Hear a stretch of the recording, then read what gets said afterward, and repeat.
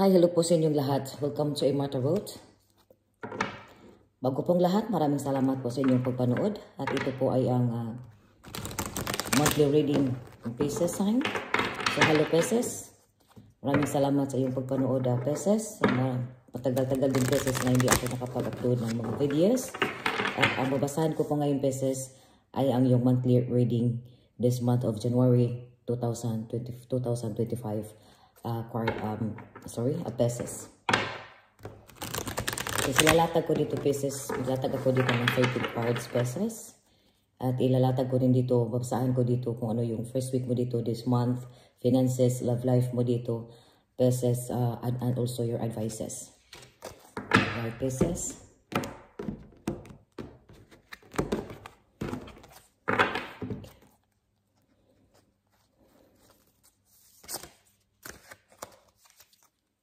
Pisces, this is you this month, your aura. Ikaw ito, Pisces. The death. Big transformations.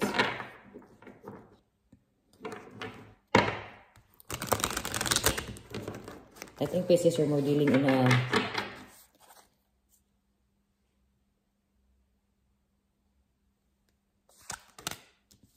finances this month.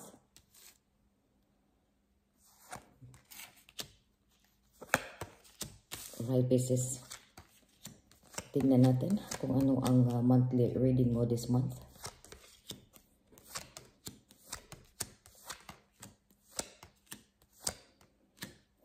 Alright. Okay. Ang aura mo ngayon this month, Pisces, is the death. Ang layo.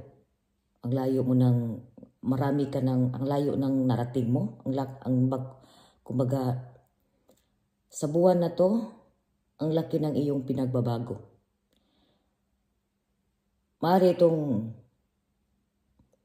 may magbibigay sa iyo dito sa finances mo dito, there's a big transformation about dito sa finances mo dito. Sarili mo is, ano ka?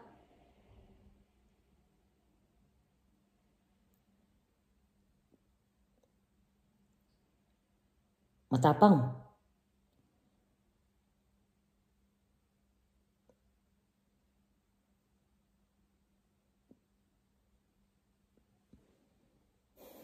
Sa love life mo dito, ang iba dito sa mga Pisces, i-pick nyo na lang kung saan kayo dito makaresonate.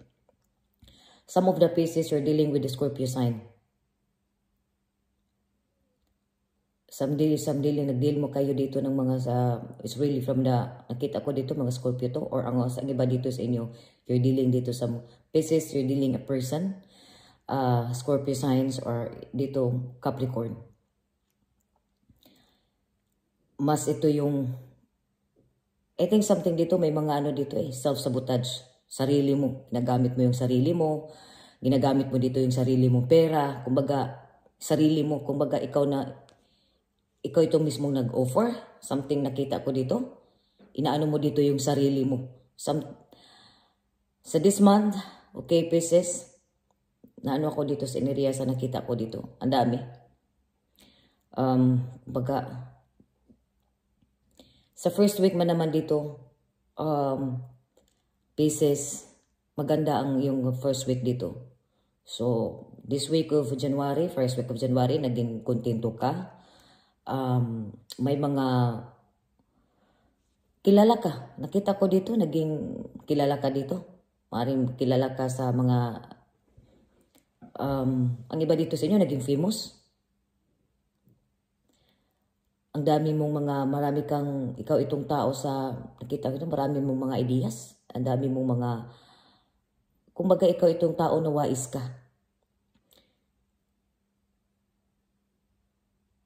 Yung pera mo dito, nakita ko dito sa iyo is, marami kang, ang iba dito sa inyo, may maraming pera Material, nakita ko dito, i-achieve, mga material mo ito. Kumbaga, nandito yung sa iyo sa this month, kung sa mga material na bagay, nakita ko dito na may mga pinakita ka dito sa mga tao about dito sa mga na-achieve mo sa buhay, kumbaga sa mga material.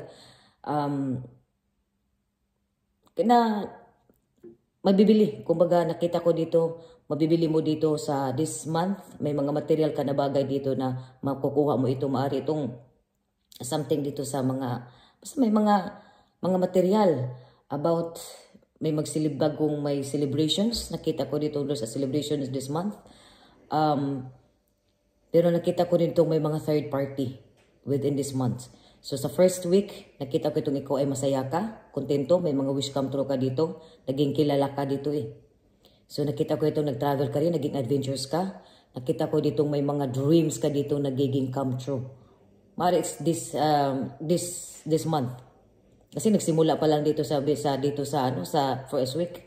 Nakita ko dito may gusto ka dito, may pinapangarap ka dito, may dream ka dito na nagiging totoo ito. Na-achieve mo ito, nakamit mo ito, nakuha mo ito.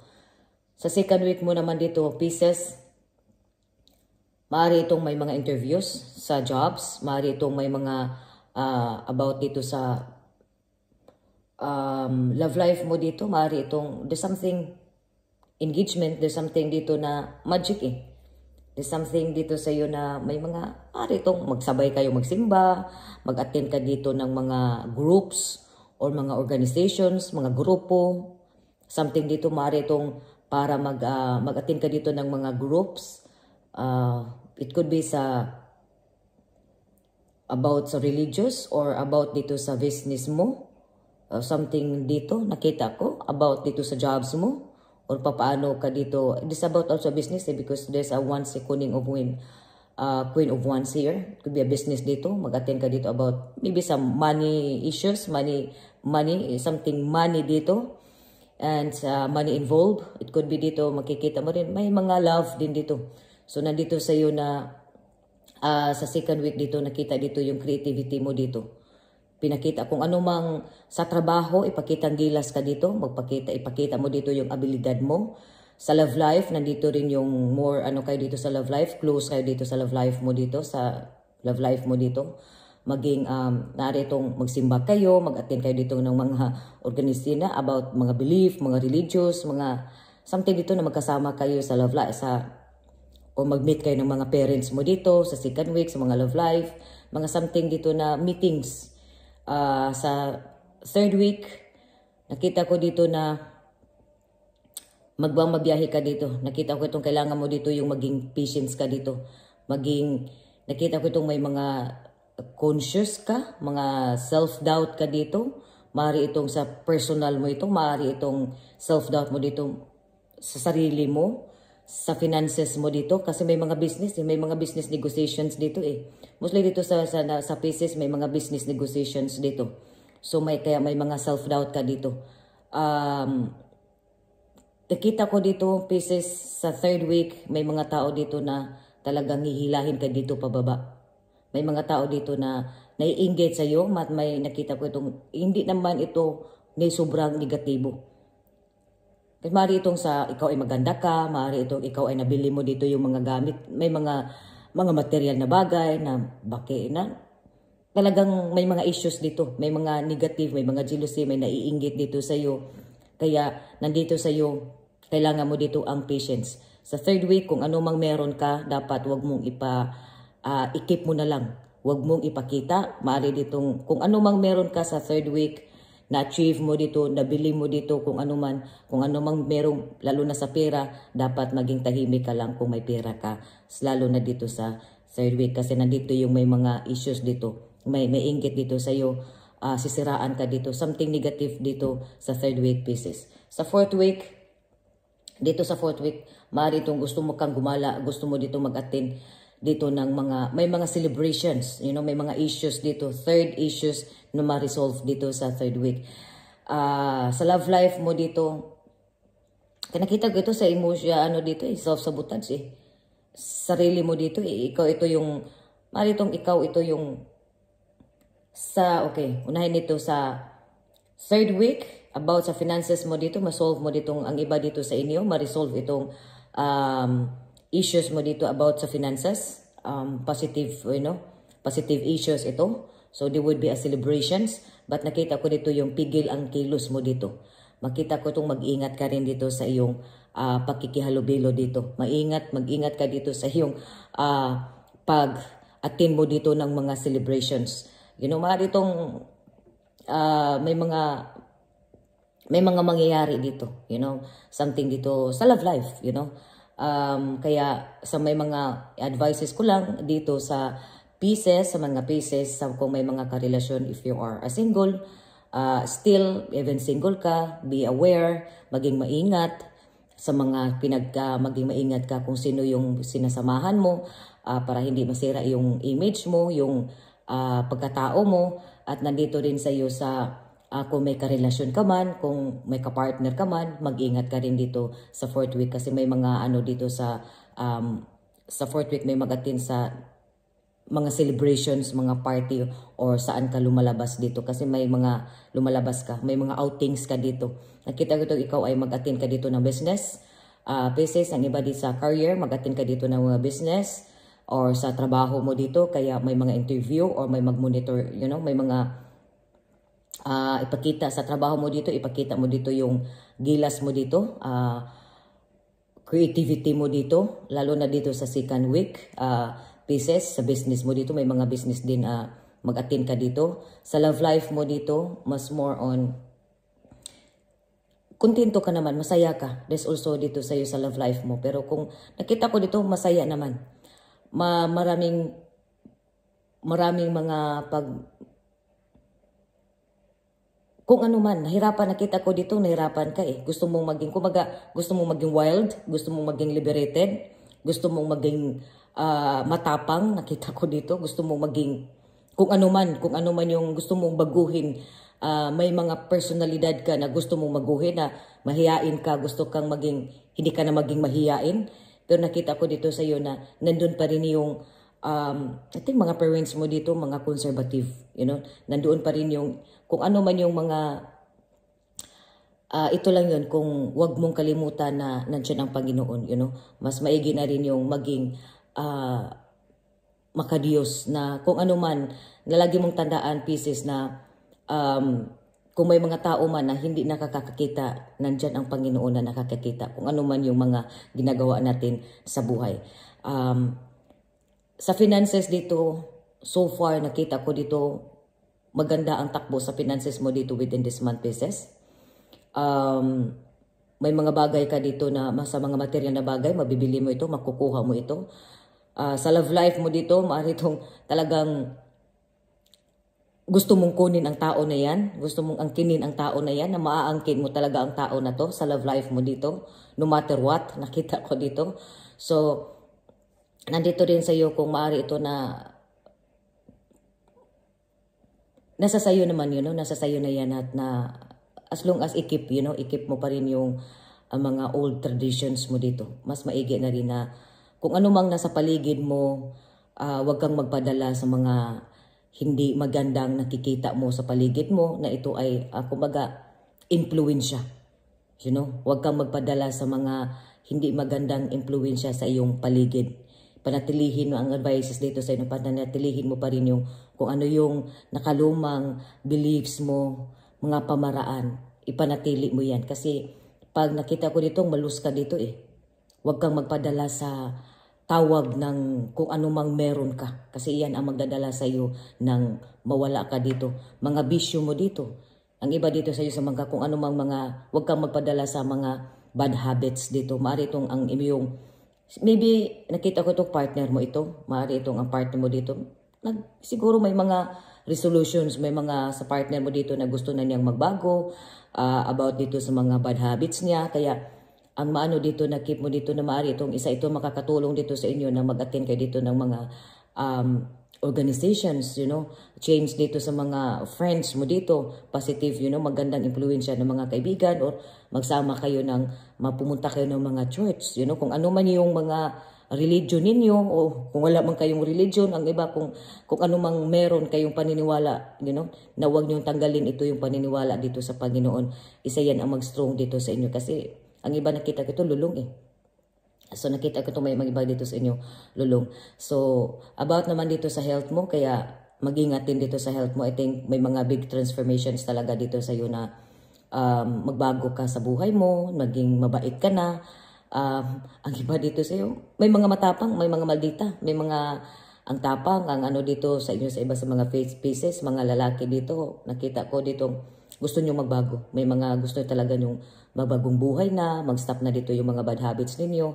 At nakita ko dito na ma-achieve yan. Pero kailangan mo ditong piliin mo din itong maging kaibigan mo. You know, nakita ko rin ditong maging, panatilihin mo dito, may mga bago ka ditong kaibigan na mga positibo dito yun na mga ano nila sa buhay na i-continue mo yan, pieces. Sa about dito sa negosyo mo, okay. Sa negosyo mo, mga maganda rin ang ano dito sa negosyo, waiting dito sa negosyo mo. There's something also a money. You know, lalo na dito sa third week, there would be a money coming dito sa iyo. Coming dito sa money, may matatanggap ka man, nag-waiting na. Mari dito sa third week, there would be a nice dito sa money mo. Mabibili mo dito something na kung ano mang matatanggap mo dito, achievements, kailangan mo ditong itahimik mo ito, kailangan mo ito. Kasi kilala ka, yung iba dito sa inyo, famous eh. Kilala ka, maaaring kung ano mang ways na kilala ka dito, kaya dapat magiging tahimik ka muna kung ano man yung na-achieve mo, kung ano man yung nahawak mo, kung ano man yung pera, kung ano man, dapat ikip mo muna yan sa sarili mo, huwag mo muna ipagsasabihan kasi nakita ko dito may mga inggit dito sa iyo.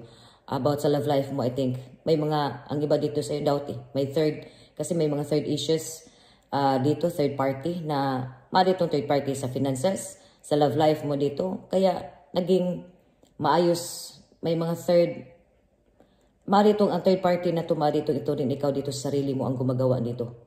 So, kaya nakita ko itong pigil ang kilos mo dito, something, kung ano man, na mag-ingat ka rin dito sa mga sinasabi mo. Kasi may mga ano dito eh, sakitan, kumbaga, nakita ko dito. So, salita man yan o ano man yan. So, maging maingat ka dito.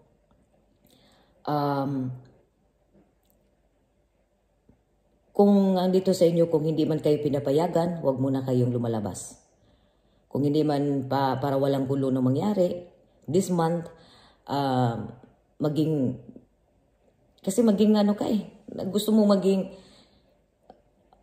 pieces, may mga baguhin ka dito sa sarili mo. May gusto mong magpapaganda, gusto mong may mga baguhin ka dito sa health mo dito. Maaari itong surgery or something para maging maganda ka, maging gwapo ka. Nakita ko dito kasi may pera ka. But think about it, nakita ko dito kung ano man yung mga plano mo, ikip mo muna yung mga plano mo. Pieces sa finances, wala kang problema dito sa finances. Sa love life, maaari din ito sa love life mo. May mga third issues kayo dito sa love life mo dito na ma-resolve ito. Pero kung hindi man papayag yung isa, makinig ito sa, maging para hindi kayo magkasakitan dito. Pieces. At nakita ko dito sa business mo dito, maayos din ang takbo ng business mo dito. Pero kung ano man, may mga business negotiations, may mga tao dito na talagang hihilahin ka dito. Maaari itong talagang sisiraan ka dito, may naiinggit dito sa'yo, o magsisilusan. May mga selos dito. So, sa career mo dito, ipakitang gilas mo dito sa trabaho mo. Kaya, mag-ingat din dito, huwag kang magpadala dito sa init ng ulo. Kailangan mo dito maging kalmado ka this month, lalo na dito sa 4th week, pieces. So, maraming salamat po, pieces, sa iyong pagpanood at huwag kalimutan mag-subscribe ng aking channel.